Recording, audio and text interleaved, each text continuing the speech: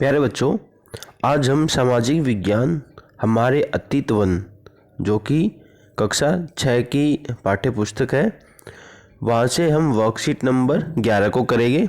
यह वर्कशीट 2 नवंबर 2020 की है। वर्कशीट को शुरू करने से पहले बच्चा अपना नाम और फिर अपने कक्षा अध्यापक का नाम दिए हुए स्थान पर लिखेगा।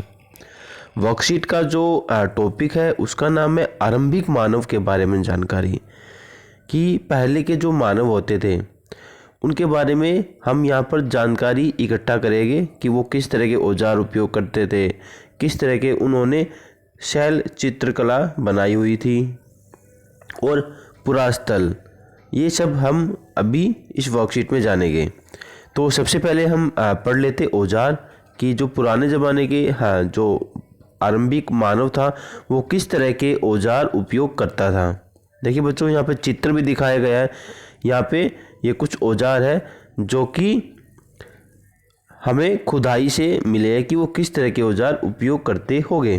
देखिए, पुरातत्वविदों को मिली वस्तुओं के आधार पर यह जानकारी मिलती है कि लोगों ने अपने काम के लिए पत्थरों, लकड़ियों और हड्डियों के औजार बनाए होंगे।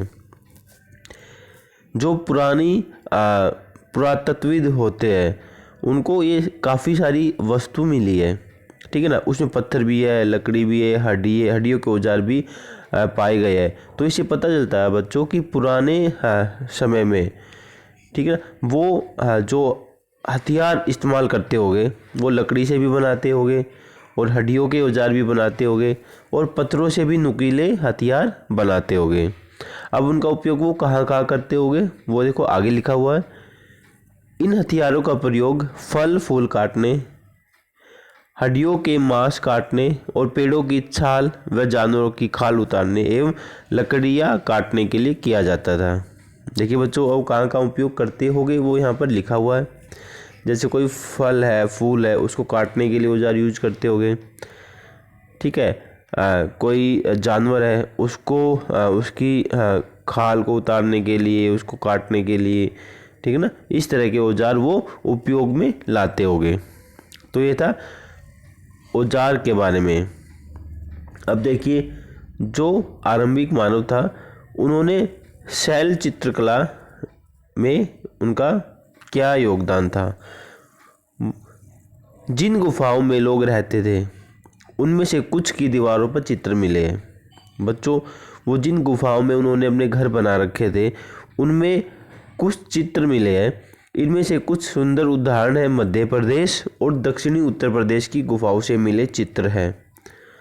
बच्चों, इसका उदाहरण क्या क्या है कि मध्य प्रदेश और दक्षिणी उत्तर प्रदेश में गुफाओं में ऐसे चित्र मिले हैं जिससे पता चलता है कि उस समय में शैल चित्रकला विकसित हो चुकी थी। वो किस तरह के चित्र मिले, देखिए, इनमें से जंगली जानवरों की बड़ी कुशलता से सजीव चित्रण किया गया है। इनमें दिखाया गया है कि जो जंगली जानवर है उनका बिल्कुल सजीव, बिल्कुल ऐसा लगता है कि सजीव चित्रण वहाँ पर दिखाया गया है। देखिए, चित्र भी बना हुआ है।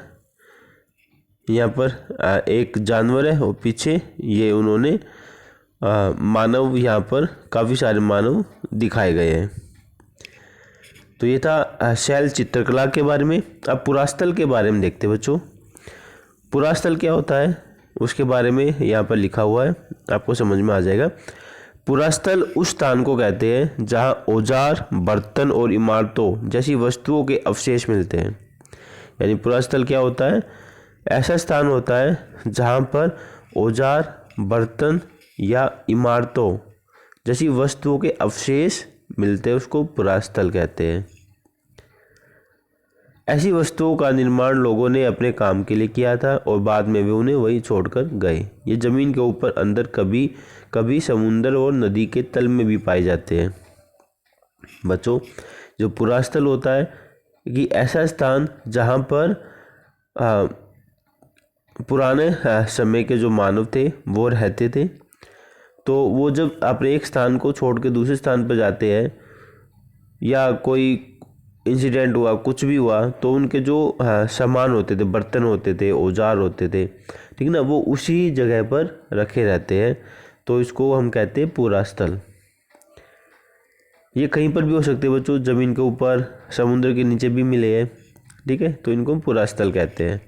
अब है कि उस टाइम पर आग की खोज हो चुकी थी या नहीं, इसके लिए भी कुछ अवशेष मिले हैं। जैसे पुरास्थल कुरुनूल गुफा में एक गुफा है, कुरुनूल गुफा, इसको पुरास्थल कह रहे हैं क्योंकि यहाँ पर औजार बर्तन या कुछ ऐसी अवशेष मिले हैं, तो इसको पुरास्थल कह रहे हैं। देखिए, पुरास्थल कुरुनूल गुफा में राख के अवशेष मिले हैं। तो ये एक गुफा है जिसमें ऐसे अवशेष मिले कि वहाँ पे राख थी। इसके आधार पर हम कह सकते हैं कि आरंभिक लोग आग जलाना सीख गए थे। तो इससे हमको पता चलता है कि जो आरंभिक लोग थे उस समय वह आग को जलाना सीख गए थे। अब वो आग का इस्तेमाल कहाँ कहाँ करते होंगे, देखिए, जैसे उन्होंने प्रकाश के लिए आग का इस्तेमाल किया होगा, मांस को भूनने के लिए, खतरनाक जानवरों को दूर भगाने के लिए उन्होंने आग का उपयोग किया होगा। ठीक है बच्चों, तो आज की वर्कशीट में औजार, शैल चित्रकला, पुरास्थल और आग की खोज के बारे में बताया गया है।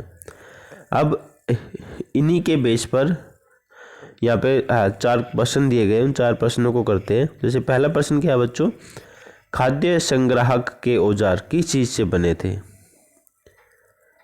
खाद्य संग्राहक के औजार किस चीज़ से बने थे? देखिए बच्चों, जो औजार उस समय पर उपयोग होते थे, जो खाद्य संग्रह के लिए होते थे, खाने के लिए, काटने के लिए, तो किस चीज़ से बने हुए थे ये आपको बताना। तो जो पहले प्रश्न का उत्तर तो आपको जो पहला पैराग्राफ था उसी में मिल जाएगा। देखिए, ये लिखा हुआ है, पत्थरों, लकड़ियों और हड्डियों के औजार बनाए होंगे। तो इसमें हो जाएगा बच्चों इसका आंसर, खाद्य सामग्री के औजार पत्थरों, लकड़ियों और हड्डियों से बने थे। यह है पहले प्रश्न का उत्तर। ठीक है बच्चों, पहले प्रश्न का उत्तर हो चुका है जो कि पहले पैराग्राफ में ही दिया हुआ है। तो इसमें आ जाएगा खाद्य संग्रह के औजार, इसको हटा के यहाँ लिख देना पत्थरों, लकड़ियों, एक सेकेंड,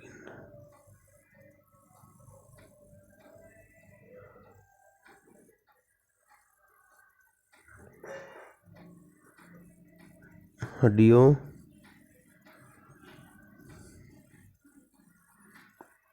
से बने थे। ठीक है, क्वेश्चन मार्क नहीं आएगा। तो यह पहले क्वेश्चन का उत्तर। अब पुरास्थल किसे कहते हैं बेटा? पुरास्थल का जो उत्तर है वो आपको पुरास्थल वाले पैराग्राफ में दिखाई दे जाएगा। देखिए, पुरास्थल किसे कहते हैं, इसका उत्तर आपको पहली लाइन से मिल रहा है। पुरास्थल उस स्थान को कहते हैं जहाँ औजार, बर्तन और इमारतों जैसी वस्तुओं के अवशेष मिलते हैं। तो यह प्रश्न संख्या 2 का उत्तर।